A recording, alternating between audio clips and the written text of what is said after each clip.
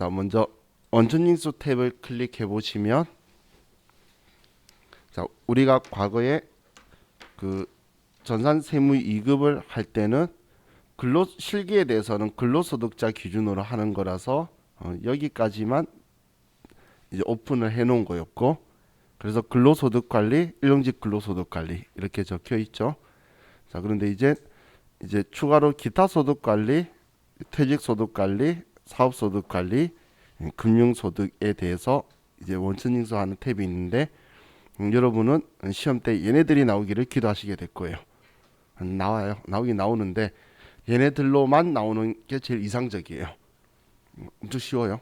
근데 얘네들이면 우리 세무 2급 때보다 조금 더 꼬우고 싶어 하거나 뭔가 일을 많이 시키고 싶어 하는데, 많이 시켜놓고선 꼴랑 사준 주니까 좀 서운한 그런 형태의 문제들이 좀 빈번할 거예요. 자, 그럼 먼저 근로소득 관리. 우리는 모든 메뉴는 일단 사람부터 등록하고 돈 준 거 쓰는 거예요. 그래서 근로소득자도 사원 등록해야 월급 주죠. 나머지도 다 그래요. 사업소득자 줄래도 이 사람 누구다라고 사람 등록해야 돈 주는 거고, 기타 소득도 그렇고. 그래서 첫 시작이 여기도 사원 등록을 하는 거예요. 자, 그럼 사원 등록 메뉴 볼 건데, 지금 여기 사람이 한 명도 없으면 여기 커서들이 안 들어가요. 그렇기 때문에 우리 지금 첫 교재에 지금 최종훈 사원이 301번에 주민등록번호가 있죠. 그래서 주민등록번호까지만 등록을 먼저 입력을 할게요. 301번 최정훈 주민등록번호까지만.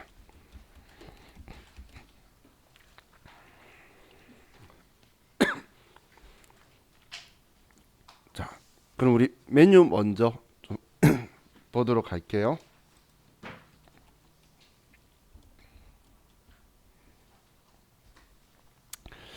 자, 먼저 우리 직원은 입사일자를 써야지 월급을 줄 수가 있죠. 나중에 뭐 급여자료 입력하는데 사람이 안 떠요. 그럼 입사를 안 시켰으니까 월급 줄 수 없도록 아예 안 뜨는 거예요. 그럼 입사일자가 있고, 자, 우리 내국인이다 외국인이다 이건 정말 한국 사람이냐 외국 사람이냐지, 뭐 거주자 비거주자 지금 그 이야기 하는 게 아니에요. 자, 그리고 자, 우리 거주자 구분은 뭐 인지를 시켜주면은 그게 맞춰서 해야 되겠죠. 자, 그럼 여기에 국외근로 제공이라고 있죠. 자, 우리가 급여 자료 입력을 할 때에 국외근로에 대해서 적혀 있으면 그 사람이 과세든 비과세든 무조건 비과세로 만드는 거예요.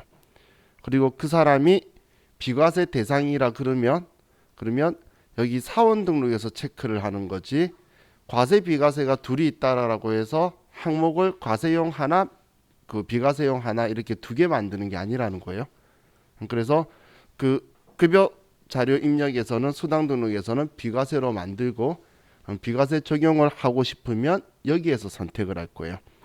그럼 여기에 100만 원, 300만 원이 있는데 우리 제조업은 M01번 우리 100만 원 비과세가 가능하고 300만 원은 원양 건설 감리, 그런 경우에 우리 300만 원을 선택하게 될 거예요.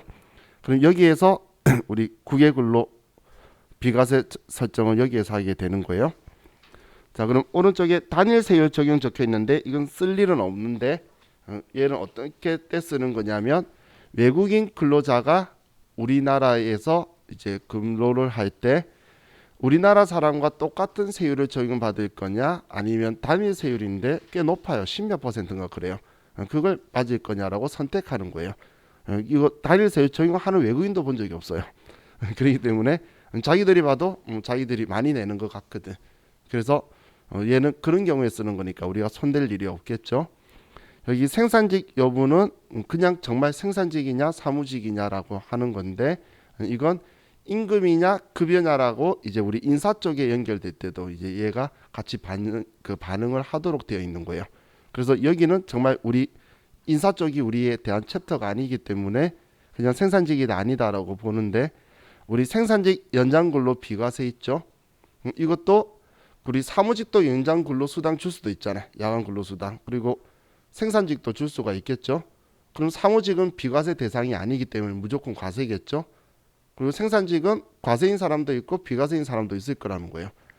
그럼 그 선택해서 쓰도록 두 개를 만드는 게 아니고 급여자료 입력에서 이것도 비과세 있는 거 쓰면서 비과세 대상인 사람은 여기에서 선택을 해주는 거예요. 그럼 여기에 여라고 하면 이쪽이 활성화가 되죠. 그럼 이 연장근로 비과세를 적용받으려면 직전연도 총급여가 3천만 원 이하야 되고 당인연도 월정액 급여가 210만 원 이하가 충족될 때만 여기 여라고 하는 거고, 아니면 그냥 생산직이지 비과세 대상 아니면 여기만 여라고 적어 놓으면 되는 거예요. 그래서 여기에서 비과세 유무를 체크를 할 거예요. 자, 우리 소득세에서는 주소지들을 무조건 다 써야 돼요. 이게 원칙이에요, 원래. 그 이유가 납세지가 소득자의 주소지이기 때문에 그래요.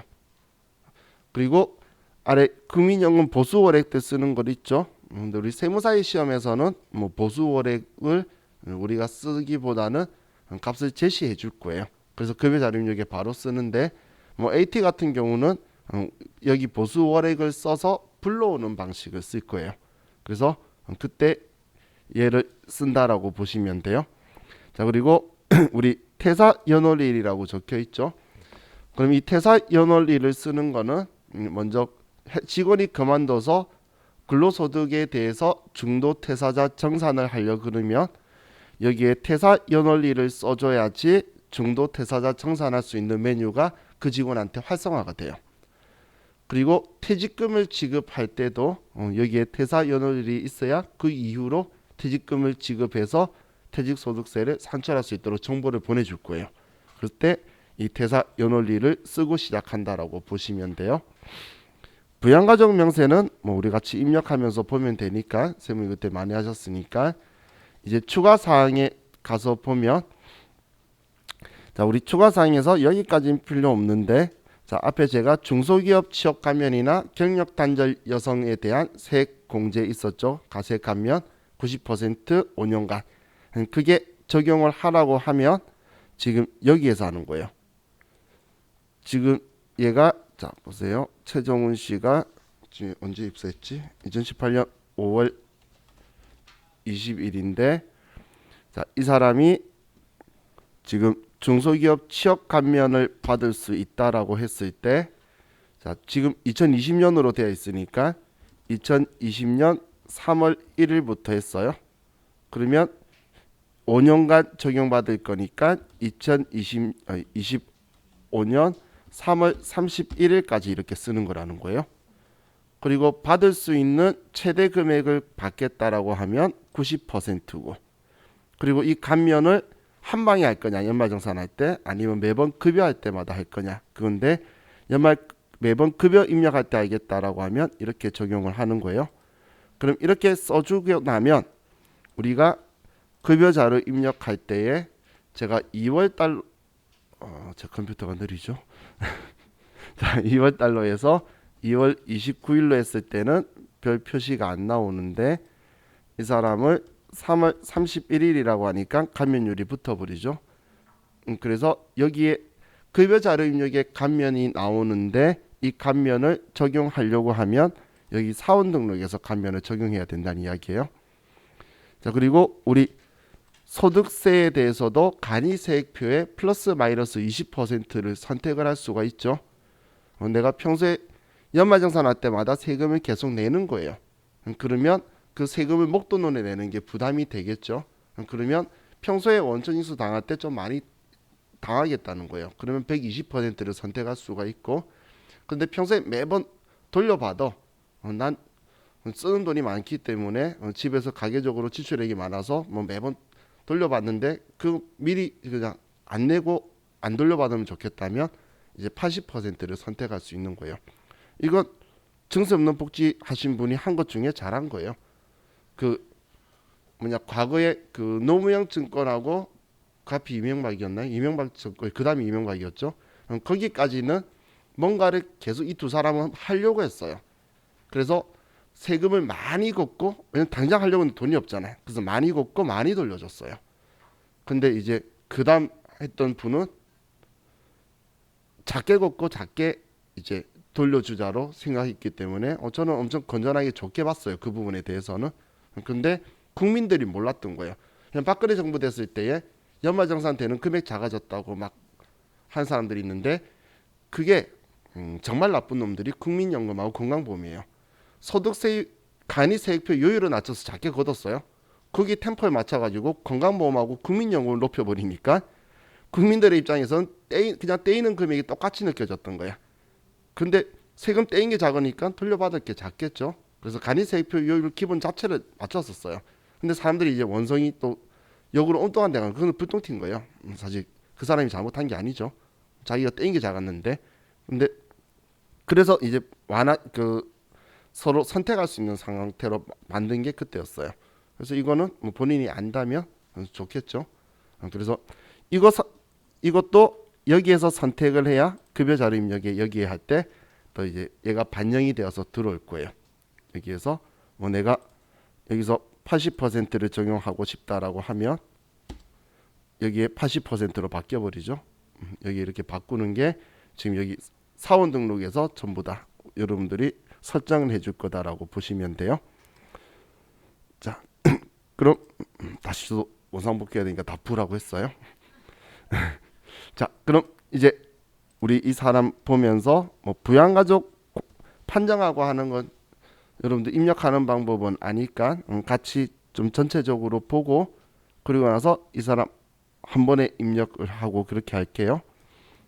자, 그럼 최종훈 사원만 가지고 볼게요. 난 이 책 보면서 대구 노르즈 걸릴 것 같아. 이 사람이 대구 사람이거든, 책이. 김래우 세무사가.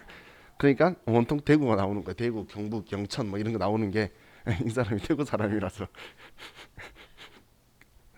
자, 그럼 자, 먼저 뭐 본인 보수 월액 준 거는 지금 여기 기본 예제에서는 뒤에서 그 급여자료 입력할 때 우리 사회보험 혹은 사대보험 말하는 거 자동 나오게 할 거라는 거예요. 자, 그럼 배우자 키매정. 자, 이 사람 기본 문제 대상 되나요?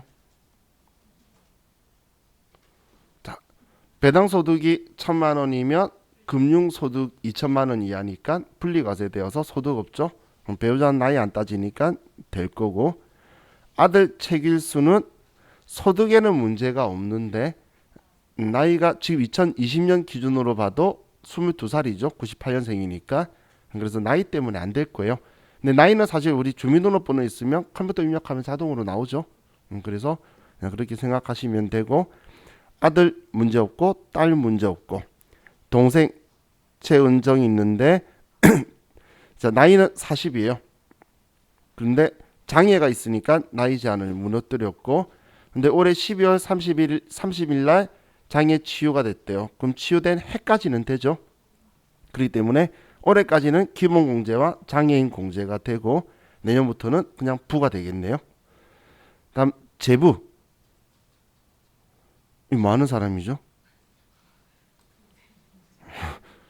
나한테 도움 안 되는 사람이죠. 자, 우리 수평적 수의적 관계만 되는데 가지치기잖아. 형제자매 가지치기죠. 응? 응? 그건 상관없죠. 나의 직계비속이 장애가 있고 그의 배우자가 장애가 있을 때. 그죠? 지금 얘네들 배우자. 아직 얘네들은 갈 때가 아닌 것 같아. 그죠? 얘는 가능성이 있겠네. 자, 다음 3촌은 나의 직계 존속의 가지치기죠. 그래서 뭐 딴 거 아예 벌 것도 없죠. 그냥 아예 앞에서 처음부터 안 되는 거니까. 자, 그럼 우리는 4명만 아니네요. 5명만 이제 입력을 하면 되겠어요. 자, 그럼 아들만 나이 때문에 자동으로 부라고 들어올 거고. 자, 그럼 입력을 하면 먼저 사무직 과장이니까 생산직이든 뭐든 다 해당 사항이 아니고 주소는 고모로 11.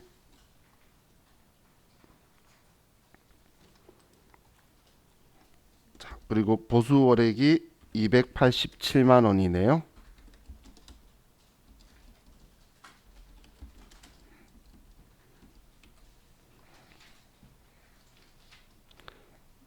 다음 부양가족에 가서 자, 본인한테는 특이한 점이 없었으니까 그럼 다음 배우자 3번 최길수가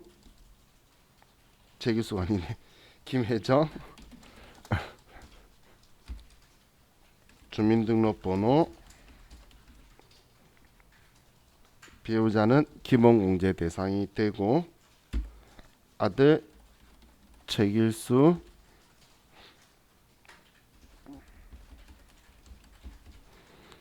나이 때문에 자동으로 부로 들어왔고 최동수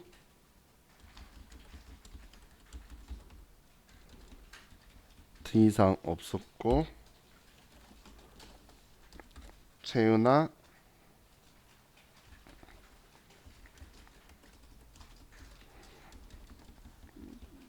이상 없고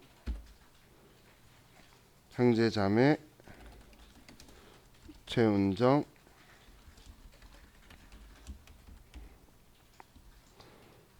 장애가 있어서 되고 지금 특별한 표현은 없는데 그러면 장애인 복지법상에 의한 장애인으로 볼게요.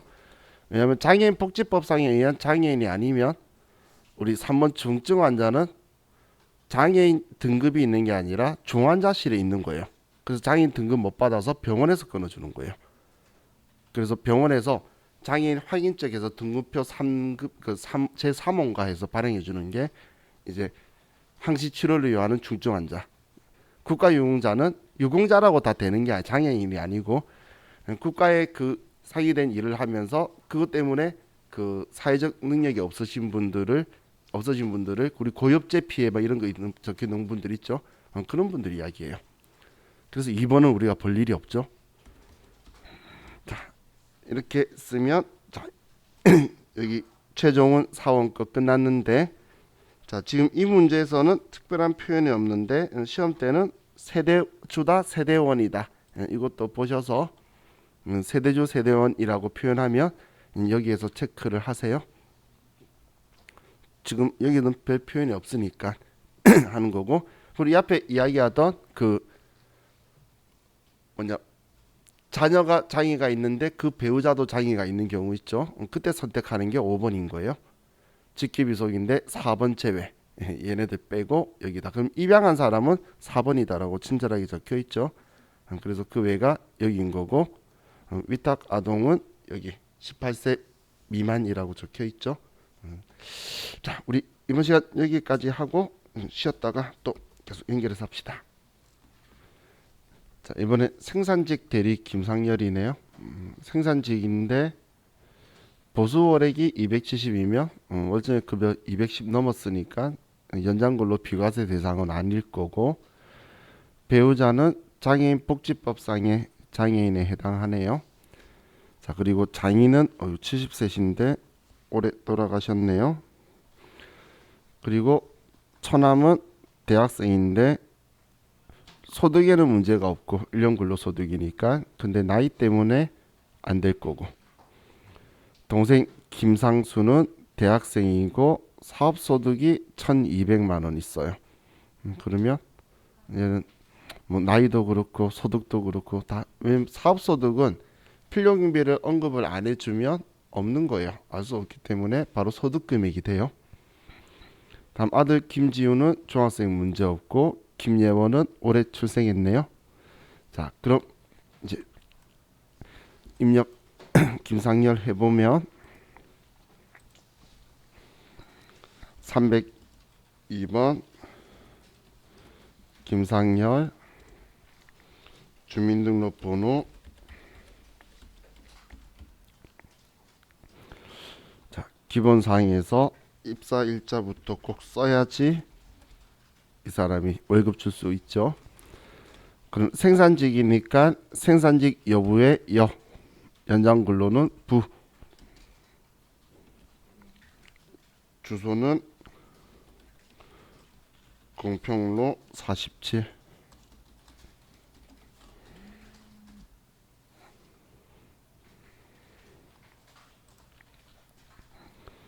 자, 보수월액이 272만 원이네요.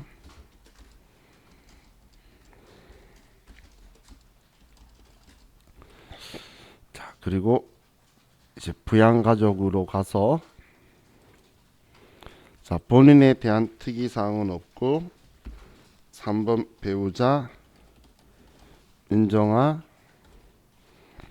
주민등록번호 자, 이 기본 공제에 배우자 되어 있던 장애인 되어 있던 상관없어요. 어차피 여기에 부가 아니면 150짜리예요. 지금 이 칸은 여기까지는 150만 원짜리고 추가에 적혀야 되는데 배우자라고 하면 장애인이 내가 체크해 줘야 될 거잖아요. 그런데 장애인이라면 자동으로 들어가니까 여기서 배우자인 거 알거든. 그렇기 때문에 이게 내 편리를 위해서 그냥 조정하는 거지 글자는 연연하실 필요 없어요. 자, 다음 장인 배우자의 직계전소 윤대일.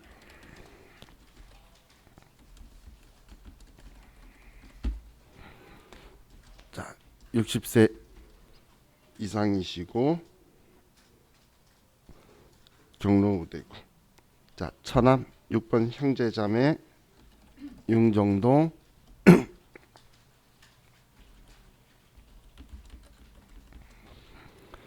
뭐 나이 때문에 안 되고. 동생 김상수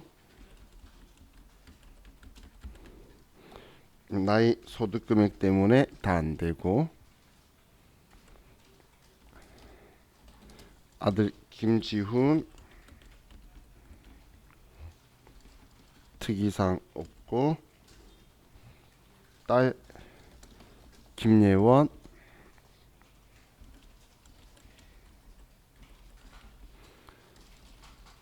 딸은 둘째죠.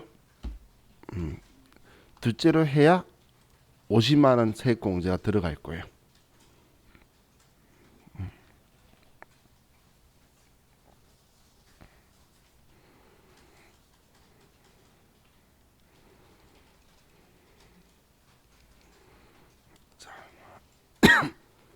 이제 다음 사람 볼까요?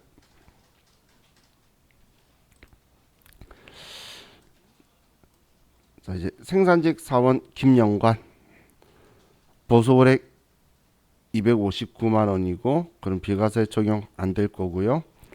자, 배우자는 원고료 당첨 소득이 1,000만 원 있어요.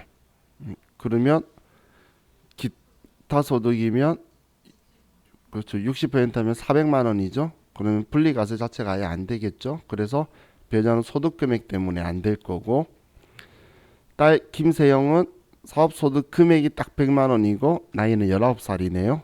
그래서 되고, 김세은, 김세목, 어이구 애가 4명이네. 김세연. 다 문제가 없죠. 자, 그리고 어머니 최영자는 올해 돌아가셨네요. 자, 그럼 뭐 배우자만 소득 금액 때문에 안 되고 나머지는 뭐 별 문제 없이 다 되겠어요. 자, 303번 김영관.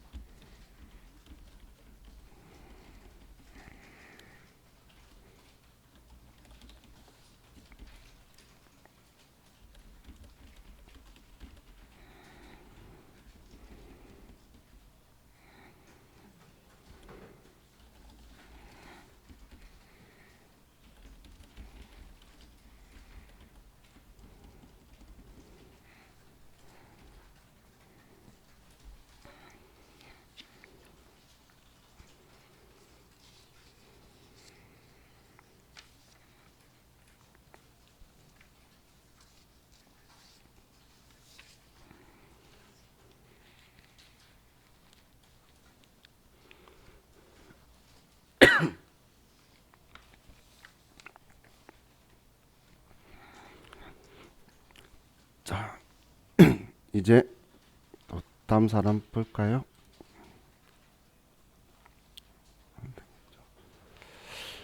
자, 이번에 생산직 사원 조윤진.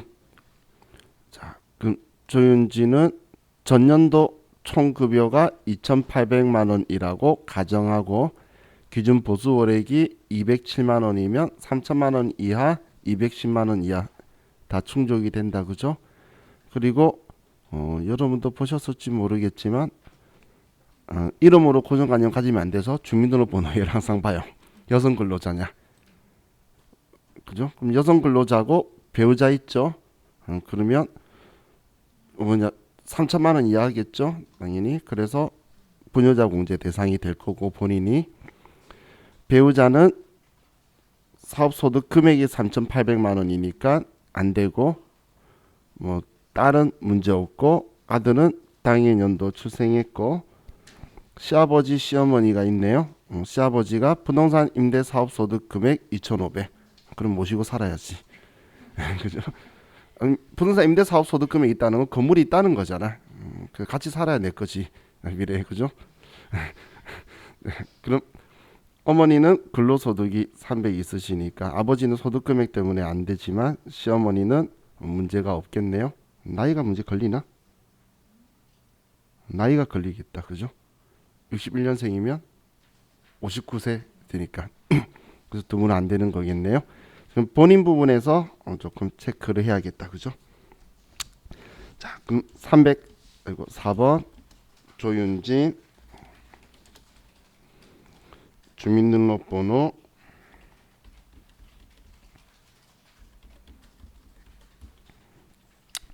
입사는 2020년 7월 1일 생산직의 여 연장 근로 비과세의 여 전년도 총급여 2,800만 원이라 가정.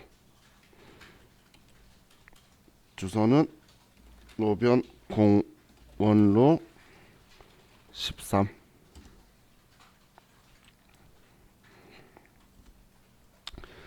보수월액은 207만 원.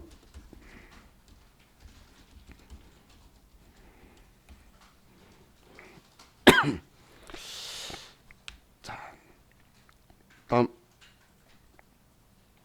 부양가족 명세에 가서 본인이 부녀자 공제 대상이 되고 배우자 김성균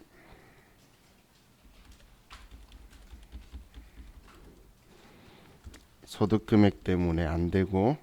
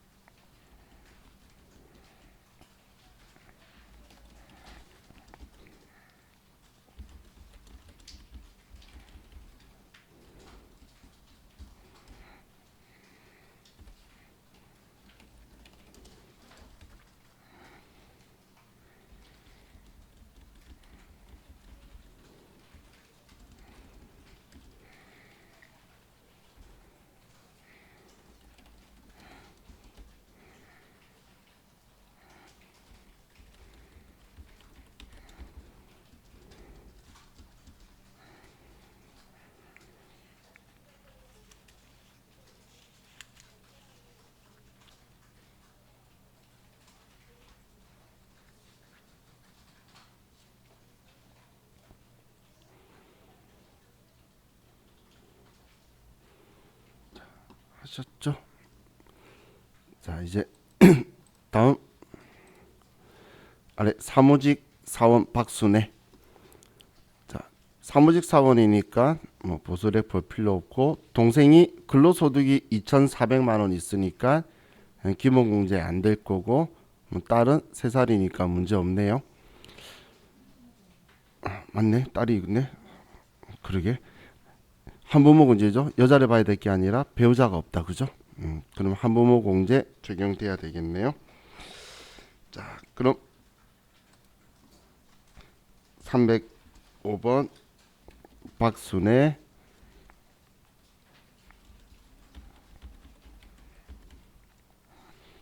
2020년 11월 1일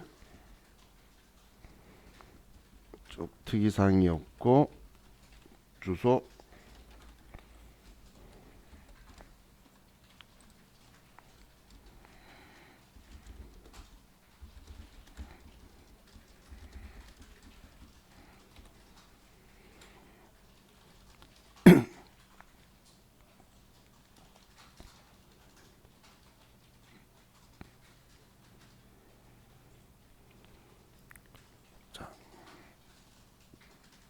다음 부양가족에서 본인은 한부모고 동생 박순자는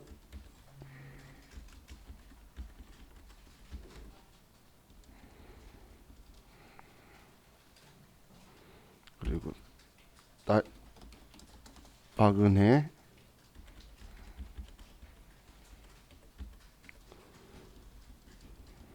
이렇게 하면 자 우리 기본 예제의 사원 등록 끝났죠.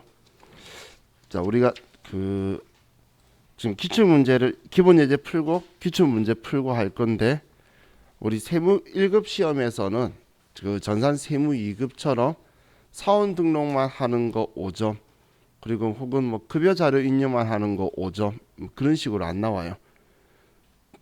그 사원 등록이랑 급여 자료 입력이랑 같이 섞어서 내버리거나 연말정산에도 같이 다 섞어서 내버려서 점수 막 4점, 6점 이렇게만 줄 거예요. 그래서 얘는 잘 안 나오는데 나온 회차가 한 개 있어요. 그래서 그거 하나만 보고 그다음 뒤에 이제 이 사람 월급 주겠죠. 급여 자료 입력으로 갈게요. 그래서 우리 사원 등록 하는 기출 문제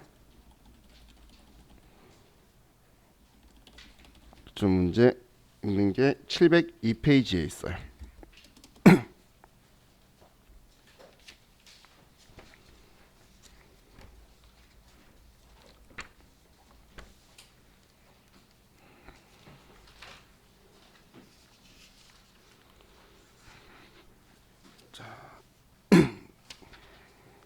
그럼 회사는 1185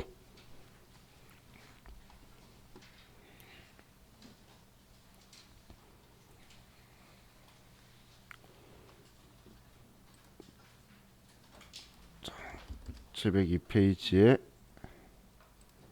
회사 1185 자, 항상 문제를 전부 다 읽고 입력을 시작하세요. 나중에 뭐 다시 바꾸면 되지 않는데 생각이 잘 전환이 안 돼요. 그래서 전체를 다 상황을 보고 하는 게 좋아요. 자, 그럼 첫 번째는 다음 자료 이용하여 이천지 씨의 사원 등록을 하시오. 자, 입사는 3월 1일 날 했고 생산직 근로자이며 전년도 총급여는 2,300만 원이다. 올해 거 모르기 때문에 연장근로 비과세로 집어넣을 거예요. 이천지 부양가족은 다음과 같다. 뭐 배우자 소득 금액 없으니까 되고 자녀도 뭐 특이사항 없으니까 되겠네요. 중소기업 취업자 소득세 감면을 최대한 적용받고자 신청하였다. 그럼 이 사람 지금 3월 달이죠.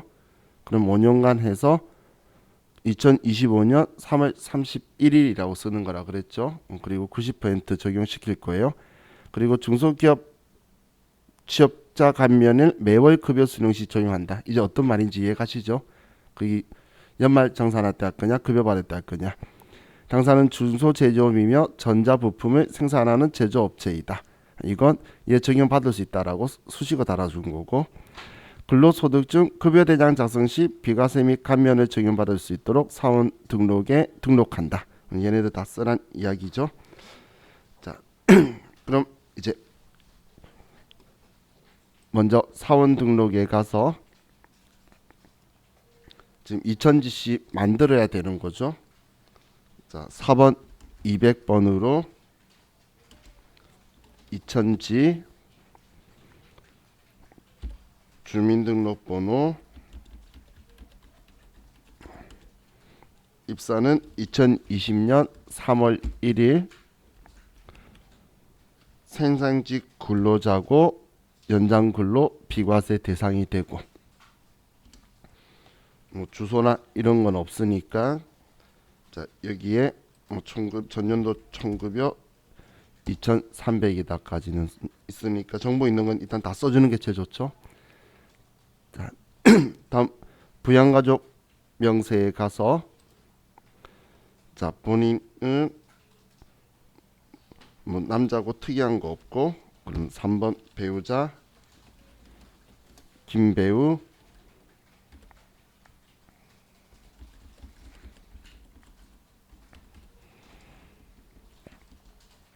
다음 자녀 이자녀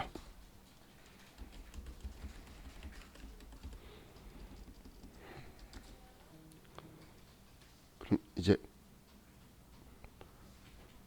부양가족 명세 입력 끝났으면 추가 사항에 가서 중소기업 취업 감면의 여.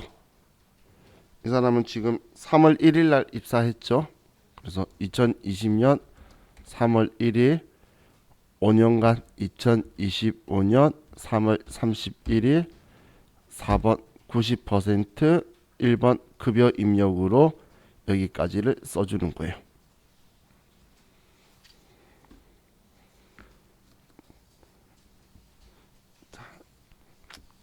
이렇게 하면 예 끝났어요. 만약에 시험에서 지금 문제처럼 월정액 급여 안 주는데 전년도 총급여가 3천이 안 넘으면 그냥 이거 그대로예요. 왜냐면 올해 입사했으니까 첫 해는 이 사람의 그 월정액 급여가 산출이 안 됐죠. 그러면 적용을 최대한 넣어주는 게 맞겠죠. 자 이렇게 하면 예 끝났어요.